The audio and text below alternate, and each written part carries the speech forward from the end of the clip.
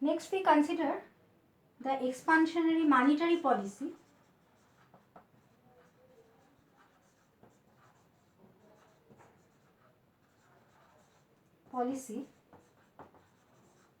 Under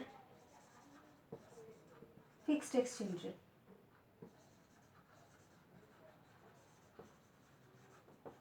And here also we shall consider three cases. The case of no capital mobility, where BP schedule is vertical and we have IS and LM curve.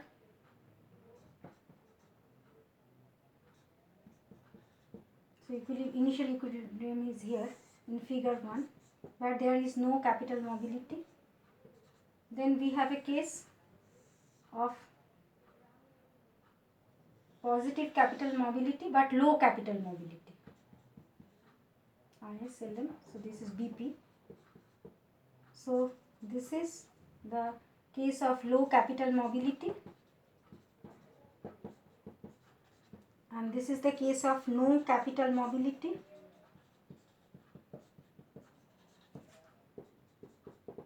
And this is the case of high capital mobility, where BP is flatter as compared to case 2. So here we consider the high capital mobility. So this is IS curve, this is LM curve.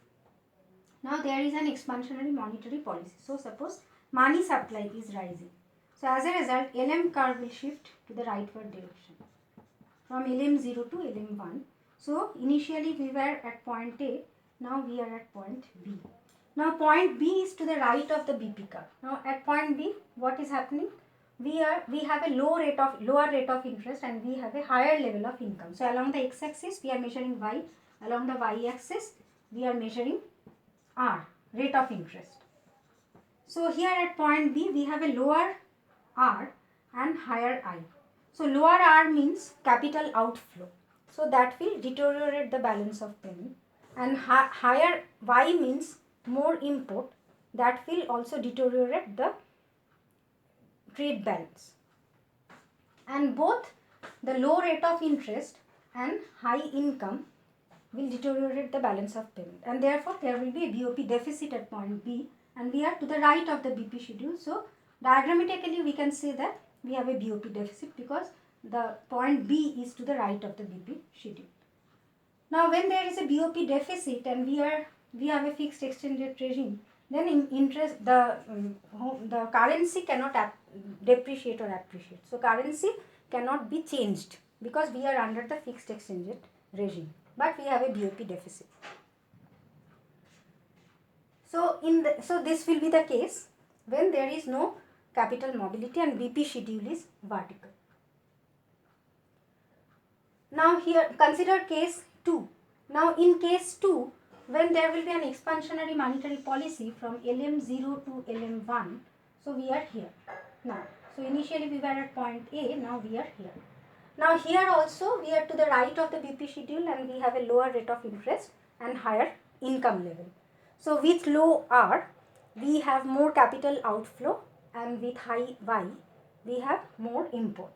So deterioration of balance of payment because of the capital outflow and because of the deterioration of the trade balance will be here, will occur at point B. So therefore at point B also we will have a BOP deficit, and diagrammatically we can say that we are to the right of the BP schedule, and therefore we will have a BOP deficit definitely at point B. So here also we have a BOP deficit. So in case 1 we have a BOP deficit when we are considering the zero capital mobility. Here also in case 2, when we are considering the low capital mobility, again we have a BOP deficit here at point B, and we are under the fixed exchange rate regime. And if we are under the fixed exchange rate regime, then if there is a BOP deficit, then there will be a depletion of the foreign exchange, that we know, because traders in that case will approach to the RBI, and RBI will supply the foreign exchange to the traders, and as a result there will be depletion of the current depletion of the foreign exchange reserves under the fixed exchange rate regime at this point. Now consider case 3. Now in case 3, when there will be an expansionary monetary policy, then LM curve will shift from LM0 to LM1. Then we have an intersection between IS and LM here. Now at this point, also we are to the right of the BP schedule, and here also we have a lower rate of interest and higher income. So both will deteriorate the balance of payment, because low rate of interest means capital outflow, that will deteriorate BOP, and at the same time higher Y means more import, so that will deteriorate the trade balance. So effectively there will be balance of payment.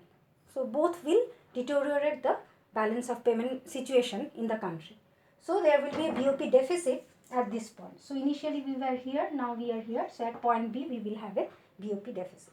So what we have observed from these three figures, where we are considering no capital mobility, low capital mobility and high capital mobility, in all these cases, if there is an expansionary monetary policy and if the exchange rate regime is a fixed exchange rate regime, then there will be a BOP deficit because of the expansionary monetary policy.